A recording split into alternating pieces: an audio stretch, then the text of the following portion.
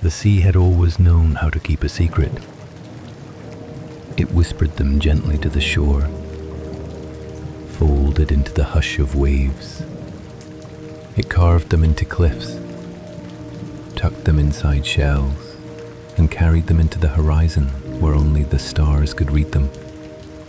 And just above those cliffs, near a bend where the path vanished into fog, stood a bookshop built from stone and memory. It was old, but it never looked tired. Its windows wore salt, and its shutters bore the stories of every wind that had passed by. Above the crooked door, a wooden sign hung quietly, etched by hand. Whispers and tides, books for gentle souls. Elliot had lived there longer than he could remember. He never really arrived. He had simply stayed. One night, he'd wandered down the cliff path, and the shop had been waiting for him. He opened the door, and the sea didn't stop him. He never asked who built it. Some places don't come from builders. They come from need. Inside, the air was always warm. The scent of driftwood, old paper, and sea-spun cinnamon filled every corner. Books lined the walls from floor to ceiling. Not neat, but lovingly kept. Some were stacked in little towers that wobbled slightly when someone passed by, like cats waking up. And the most curious thing, no one ever picked their book. The book picked them. Visitors didn't come often, but when they did, the shop knew before Elliot did. Tonight was quiet, the kind of quiet that wasn't empty, just full of waiting. Elliot stood by the window, polishing the same teacup he always used. He'd already prepared a blanket for the armchair by the fire. The kettle sang low, and the candles breathed softly in their jars. He didn't look at the clock. The shop kept its own time. And right when the fire sighed its deepest crackle, the bell above the door gave a hush of sound. The bell above the door made a hush more than a ring, a sound soft as breath on cold glass. Elliot didn't turn right away. He knew the rhythm of the shop. The door only opened when it was time. Footsteps followed, slow, cautious, almost uncertain. The wooden floor creaked the way it always did, like old floorboards stretching after a long nap. Then came the soft sound of a coat being removed, a faint exhale, and the whisper of fingers brushing raindrops from a scarf. Elliot finally turned. A traveller stood near the shelves. A woman, maybe mid-30s, maybe older, with wind-brushed cheeks and boots dusted with salt. She wasn't looking at Elliot. She was looking at the books, not reaching, just listening. The books listened back.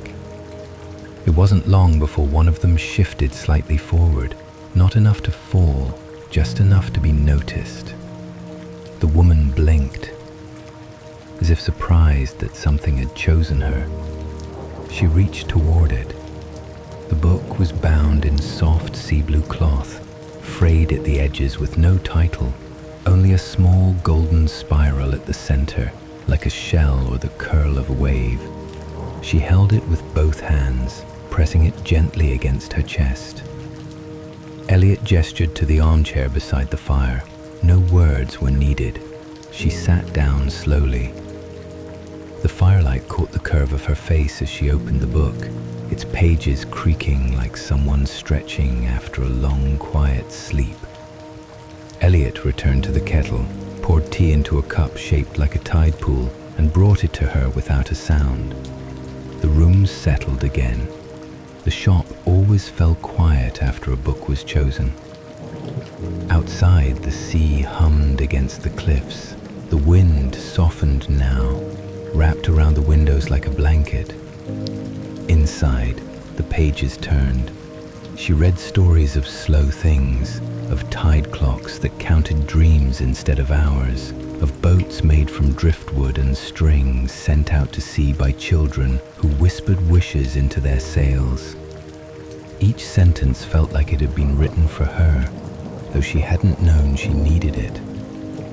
The fire crackled low. The tea grew warm, then cool. The traveler's eyes grew softer with each page.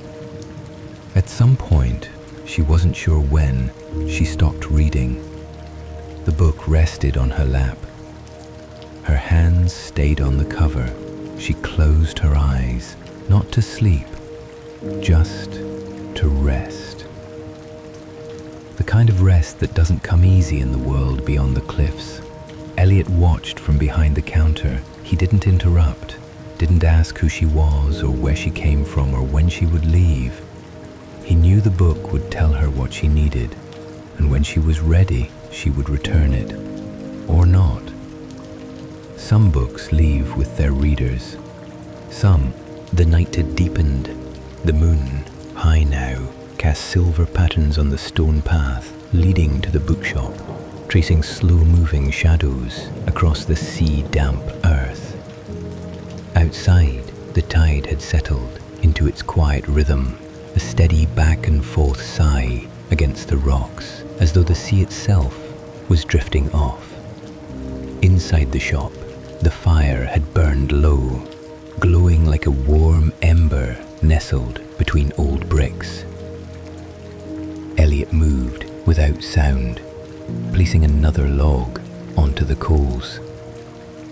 It hissed softly, then caught, blooming into a gentle flame that flickered against the spines of books lining the shelves. The traveler had not moved much. She was still seated in the chair, the book now closed on her lap, her hands resting atop it, not in possession, but in understanding. Eyes half closed, she whispered something, just a single word, soft as breath. Elliot didn't hear it, but the shop did. The windows sighed. A draft stirred the pages of a book on a nearby shelf, not in warning, but in memory.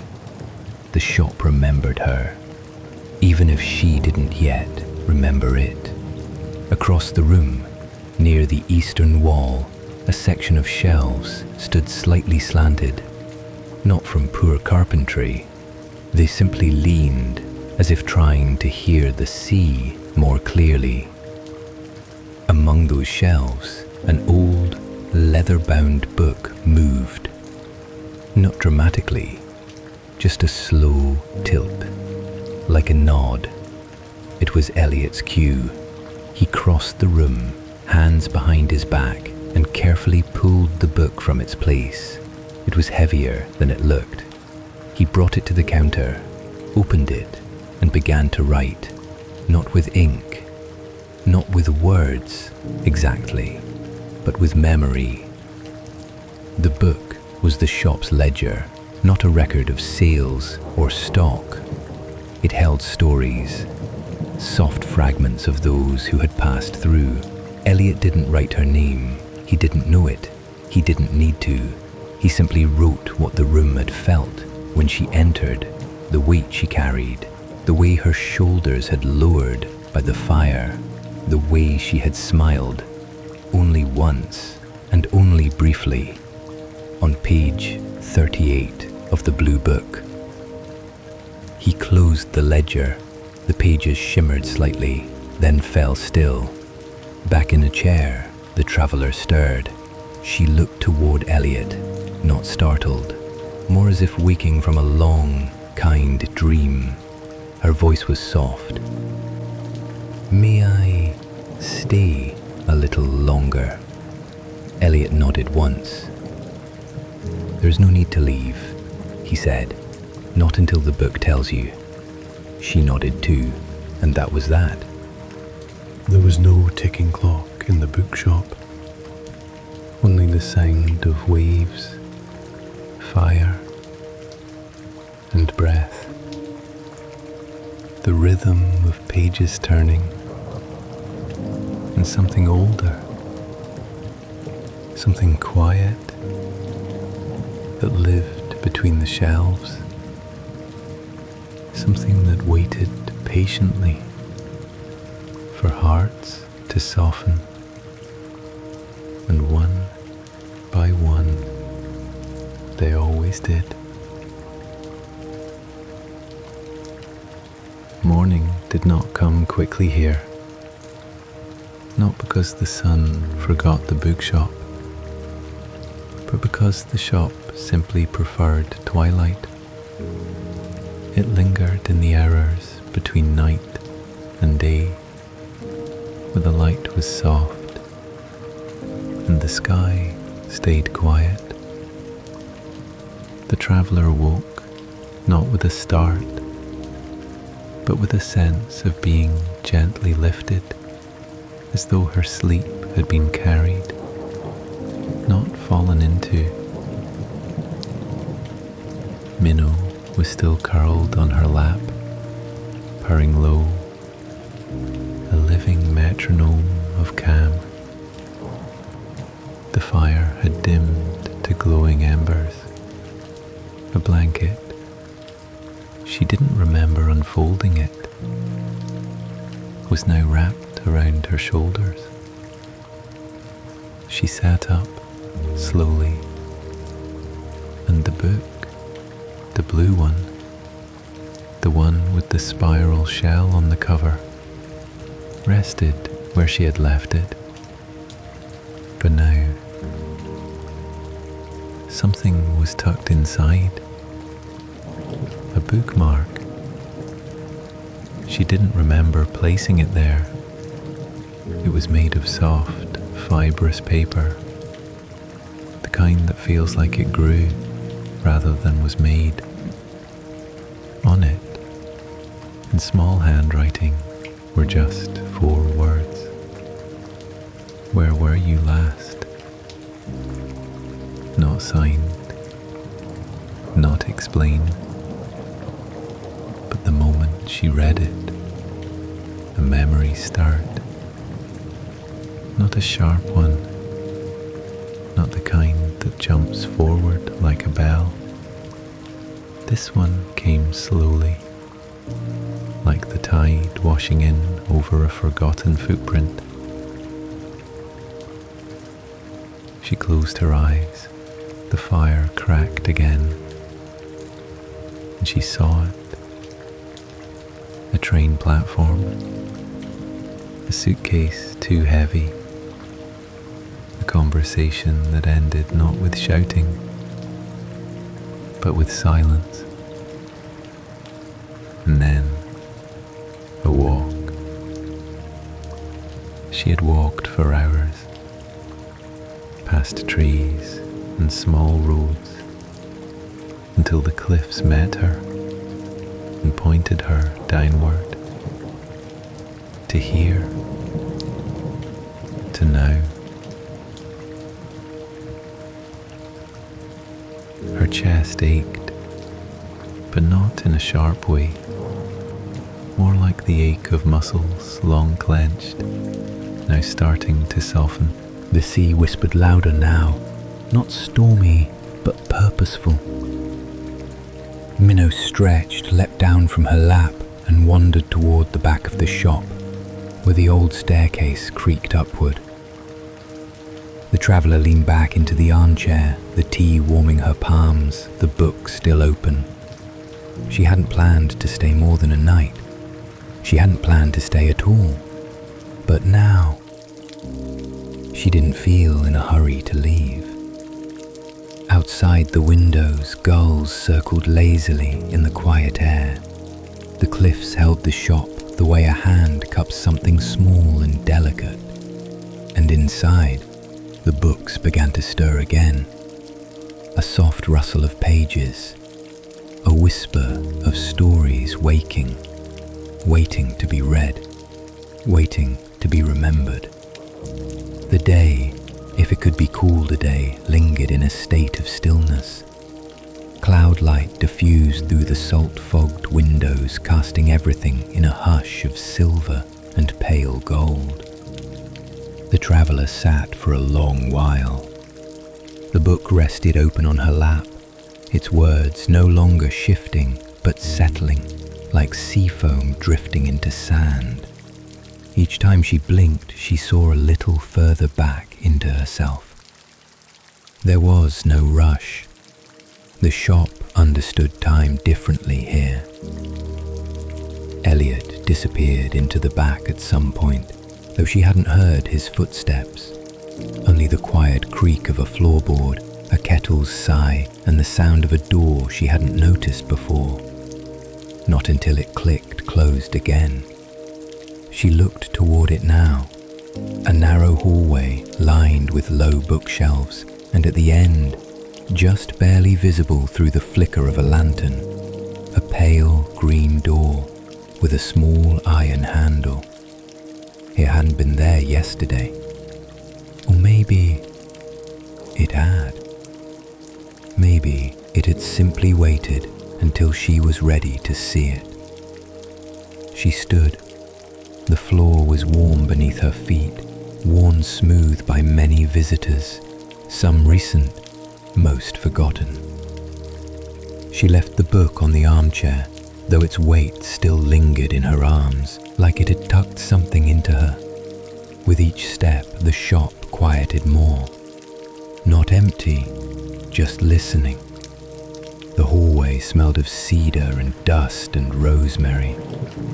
There were no labels on the shelves here, but the books hummed with something deeper, as if these stories weren't meant to be read, but remembered. She paused before the door. It was just wood and iron, but something inside her heart paused too. A hesitation, not from fear, but from the feeling of standing at the edge of something long buried. She placed her hand on the handle. It was warm. The door opened with a soft sigh, like it had been holding its breath. Day 46. I'm not sure where I'm going, but I know I'm not going back. I dreamed again last night, of the sea and the shop with the crooked door. I've never seen it before, but in the dream, I knew I was safe there. Her breath caught. It came back to her in pieces, a time not far behind, when she had stood in a train station, journal in her hands, tears behind her eyes, writing to no one but the version of herself that still believed in wonder. She had dreamed this place before. She had written it into herself. She had made the map that led her here. Behind her, Elliot stood in the doorway. His hands were folded in front of him. He didn't interrupt. The traveller looked up at him. There were tears on her cheeks now, but she hadn't felt them fall. "I've been here," she said, her voice barely above a whisper. "Before." Elliot nodded. "Not all places are found with footsteps," he said. "Some are made with longing." She touched the journal page once more, then closed the book gently. The room exhaled. A breeze moved through, though there were no windows. The scent of salt, rosemary, and memory filled the space. And for the first time in a very long while, she felt still. Not because she had reached the end, but because she had reached the middle. The place between leaving and arriving, between forgetting and remembering, between the old self and the one beginning to bloom. Back in the reading room, the fire had been rekindled. Minnow sat on the windowsill now, tail curled like a comma. The book on the armchair had closed itself, waiting but never done. Outside, the wind had shifted, gentler now, a breeze for sails, a welcome home. Back in the main room, the light had changed again. The day outside was neither dusk nor dawn, but something in between. The kind of light that didn't seem to come from the sky, but from time itself, gently pausing to breathe. The traveller returned from the hidden room, her hands still tingling with the memory of the journal, her heart both heavy and unburdened. She didn't need to explain anything to Elliot. She didn't need to speak at all. The shop had always been a place where words mattered most, when they were unspoken. She sat once more in the armchair, as if it had waited just for her. Minnow leapt down from the windowsill and settled again on her lap, purring. But the blue book, the one with the spiral shell on the cover, was no longer there. Gone. As if it had quietly returned to the shelf the moment it knew it had done its work. She didn't look for it. She understood now. Some books are not meant to be kept. Some are only borrowed by the heart for as long as needed. And just as that thought settled quietly inside her, she noticed something new. Across the room, on a shelf she'd passed several times, a space had opened. Not a gap, but an invitation. And in that space, a book had appeared. Not placed there, not left behind. Appeared. Its cover was deep slate grey, stitched with threads the colour of sea glass. No title, no markings, only a long narrow crease running down the spine, as if it had been opened again and again by someone looking for a particular passage they could never quite forget. She rose, approached it slowly. The moment her fingers touched the spine, a warm current moved through her chest. Not a memory, but a pull, a recognition deeper than thought. She opened it. There were no chapters, no table of contents, only this on the first page. This book is written by those who read it. The story begins with you. The rest of the page was blank. So was the next, and the next. But on the fourth page, a single line. Not hers, not Elliot's, just this. You left something behind. Her fingers trembled slightly. She turned another page. Not with your hands, Elliot replied, but some stories write themselves through you, and they wait until you're ready to read them. She held the book close, feeling the weight of it shift into something softer, like a promise made long ago and finally kept. Outside, the wind had changed again. It now carried the scent of pine and rain yet to fall. And from beyond the windows, a shape began to appear in the distance. Not near the cliffs, but along the path leading into the hills. Another traveller, someone else who had begun to remember what they'd almost let go. And the shop was already preparing. The air outside had thickened with mist, not heavy, but delicate, the kind that clings to your eyelashes and softens every edge. The traveller stood quietly by the front window, her fingers resting on the edge of the grey-covered book. Minnow had now taken to curling near the hearth, tail wrapped tight around her paws, her eyes half closed, listening as cats do, not to sounds, but to shifts in the air. The sea, though unseen through the fog, still whispered in slow rhythm, pulling breath and thought back out with each wave. And then, the softest echo of footsteps. Not from inside the shop, from the path. The traveller turned slightly, not startled, just aware. She watched as the shape emerged from the mist beyond the cliffs, a figure with a dark green coat and a satchel slung across their back.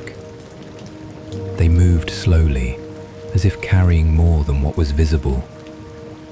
Elliot looked up only once, then he stepped away from the counter and poured a second cup of tea. The bell above the door gave its whisper the moment the figure stepped inside. The mist followed, curling gently around their ankles, before the warmth of the shop pulled it away, like breath on glass. He stood still, dripping from the hem, his eyes sweeping over the shelves like someone seeing something once dreamed. And the moment he stepped further in, a book fell forward. It didn't fall to the floor. It simply slipped free from its place, landing open on the small reading table by the window. He blinked, moved to it, and sat. The traveller didn't speak to him. She simply returned to her chair by the fire, book still in hand, watching the flickering flame and feeling the shift that came when two silences share space together. The man opened the book. Its first page was blank. Then slowly, a line formed. We've been walking toward the same place. He didn't react, not with surprise, not with confusion, only a long, slow breath, the kind you take when something inside you finally lets go.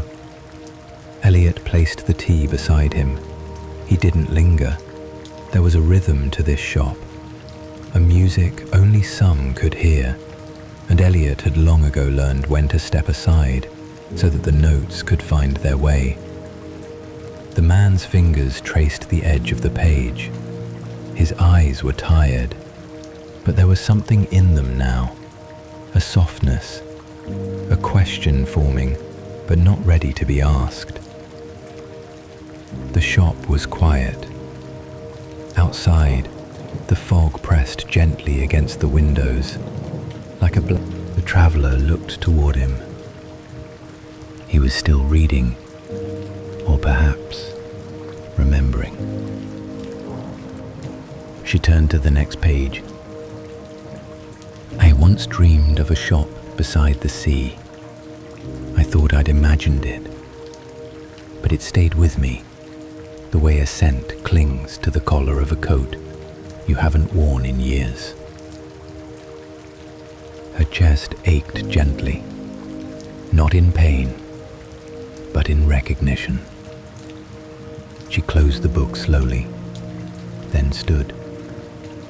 The shop didn't move. The waves didn't rise. Even the fire paused its crackle. She walked across the room and placed the second book, his book, beside him. He looked up. Their eyes met, and in that look, something passed between them. Not something new, but something returned. A name they had forgotten, a place they had once stood, a version of themselves they had left waiting on some faraway page. He didn't ask how she had the book. She didn't explain. The story was already being written, line by line, without pen, without plan. Just heart, just memory, just time, unfolding slowly in the stillness between them.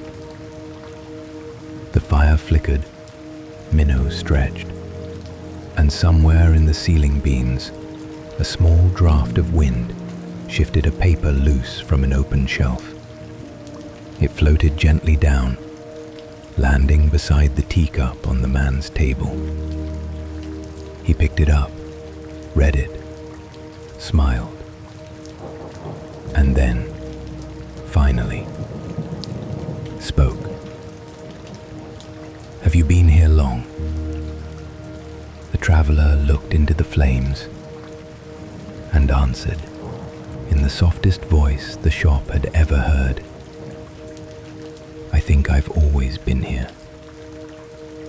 I just didn't know it until now." The shop had never been as still as it was now. It wasn't the silence of absence, but of closeness, like two hearts breathing quietly in the same room. The traveler and the man sat at opposite ends of the fire, books in their laps, steam curling from their cups of tea. They didn't speak. They didn't need to. The air between them was thick with something slower than words. Recognition not of the mind, but of the soul. The kind that doesn't arrive with thunder, but with the hush that follows it. Elliot remained behind the counter, methodically polishing the drawer handles as he often did when the shop grew full of memory. He paused at the middle drawer, the one with the brass pull and tiny keyhole. For a moment, his fingers lingered there. He tilted his head, listening not to sound, but to something older. The drawer was never locked, but it never opened unless it was time. Tonight, it was. With a soft click, it slid open. Inside, a single letter, folded 3 times, edges frayed, ink slightly smudged in the corners, as if touched by damp fingertips. Elliot looked at it for a moment, then gently picked it up and turned toward the fire. He didn't hand it to either of them. Instead, he placed it on the small table between their chairs. They both looked at it. Neither reached. Then slowly, as though guided by a memory neither could name, the man picked it up. He unfolded it. And as his eyes moved across the page, his breath caught. It was his handwriting, but it wasn't a letter he remembered writing. Still, the shape of the letters, the way he curled his G's, the way he crossed his T's slightly left of center.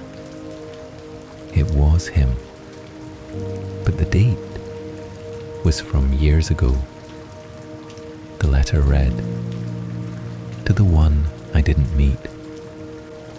I've dreamed of you for so long, not as a face, not as a name, but as a stillness I would know if I ever find it. Some part of me believes we've always been walking toward the same place, even if on different shores.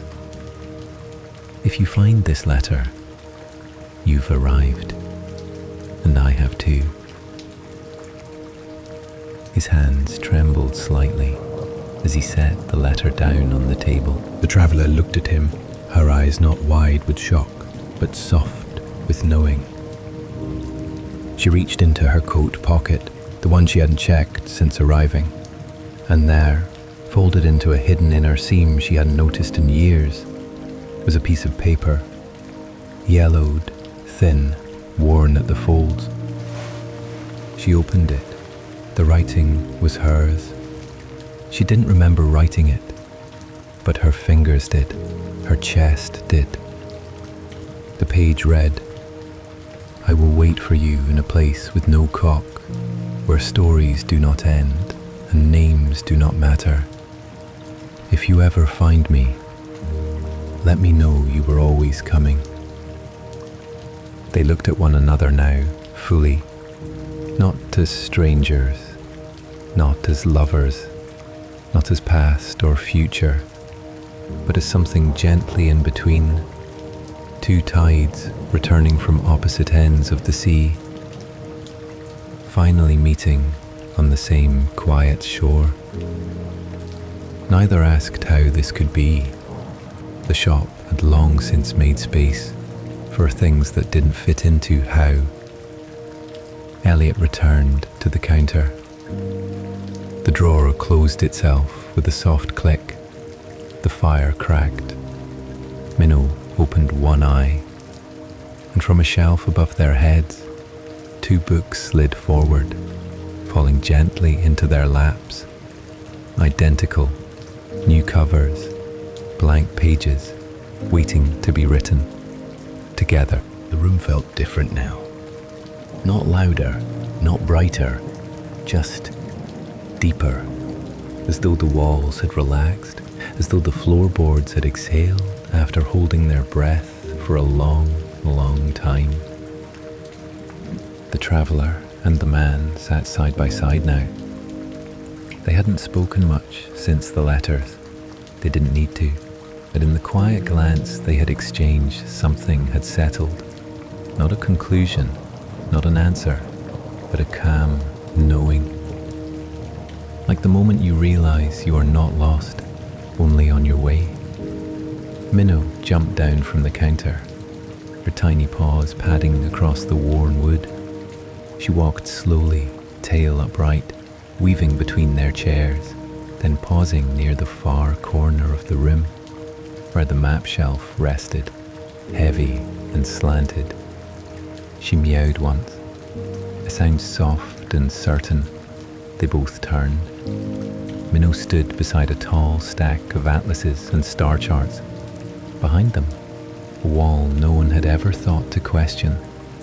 But now, the light from the fire caught something there.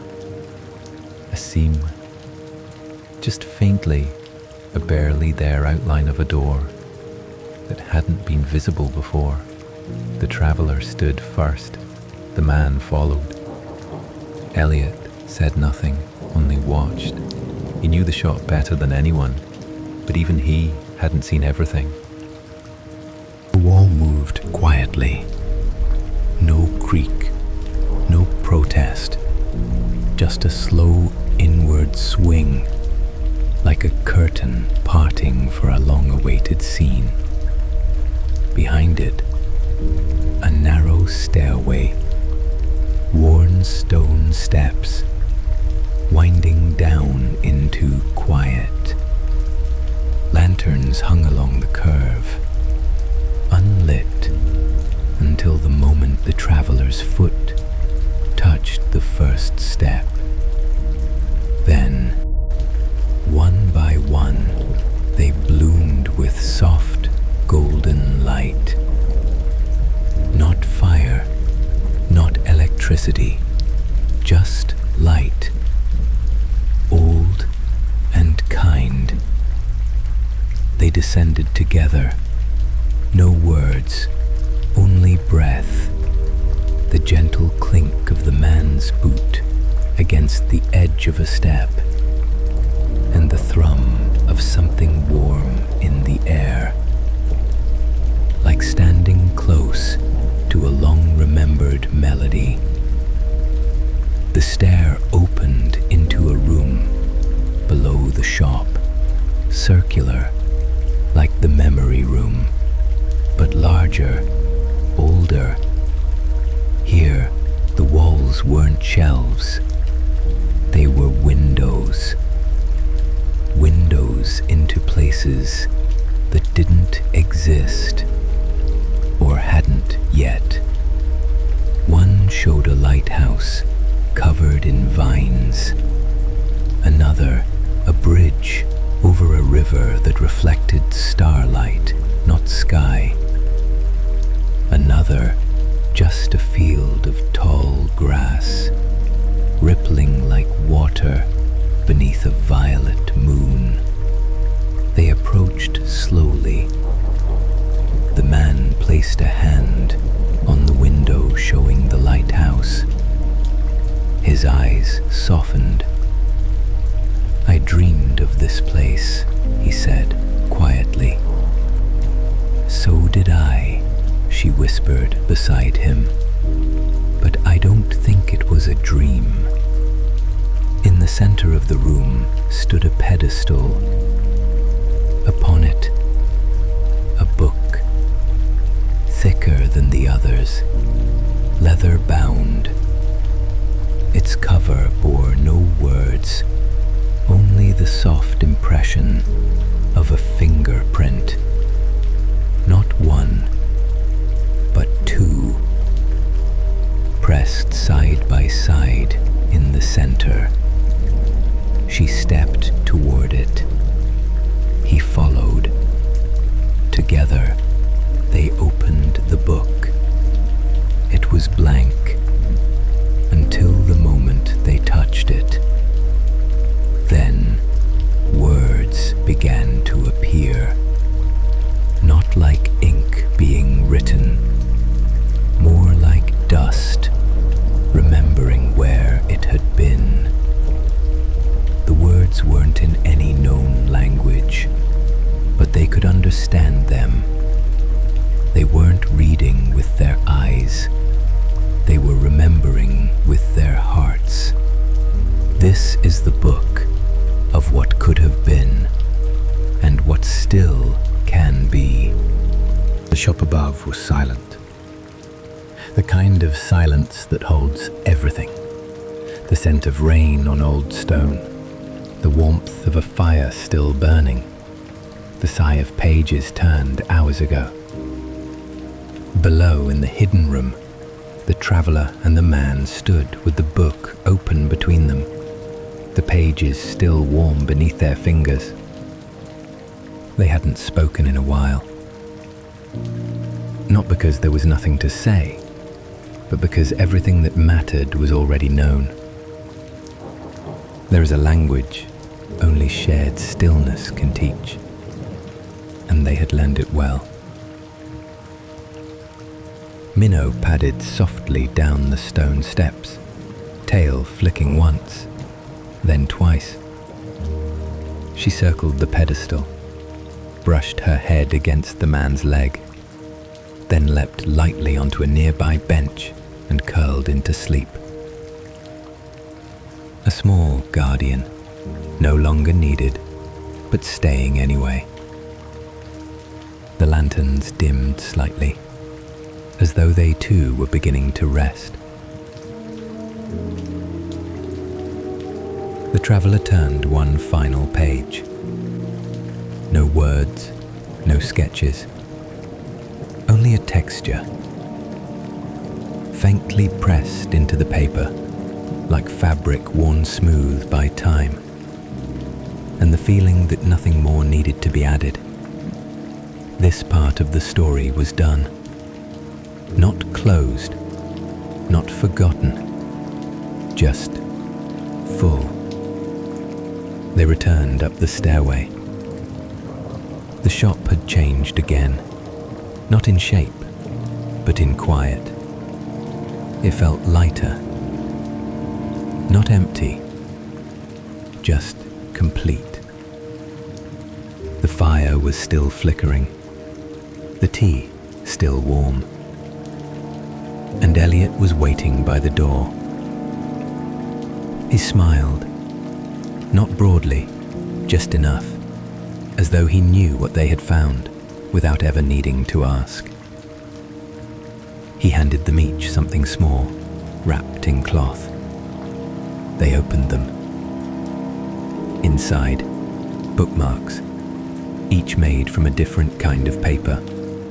One woven with threads of grey and sea glass green, the other soft as driftwood, with faint letters etched in a language no longer spoken aloud. There were no instructions. They understood. These were not to mark pages. They were to mark beginnings. They stood at the threshold of the door, looking out. The mist had cleared. The cliffs were quiet. The path was visible now, winding, soft with dew, lined with stones that remembered every step. The traveler turned to Elliot one last time. Will the shop still be here? Elliot's voice was like the pages he kept, steady, weathered, full of soft things. It never leaves, he said, but sometimes it moves closer when you need it most. The man looked back at the shelves, at the blue book, the grey one, the letter drawer. How will we know if we're meant to return? Elliot smiled gently. You already have. They stepped outside together. The wind had quieted. The sea was barely more than a hush. The sky above was a deep, endless velvet, stars tucked in like thoughts at rest. And in the windows behind them, the shop glowed, not brightly, just enough to say, you were here. They didn't walk fast, they didn't speak. Just two quiet souls moving forward, bookmarks in their pockets, stories in their blood, a shop behind them that wasn't behind at all. Because once you've entered the Seaside Bookshop, you carry it with you. In the spaces between days, in the hush before sleep, in the soft parts of the heart that still believe in doors that open just when you need them to. And far behind them, as the fog began to roll back in, the door of the shop slowly closed, not to shut them out, but to welcome the next soul who would find their way to the coziest corner of the world, where the wind sleeps and the stories never end.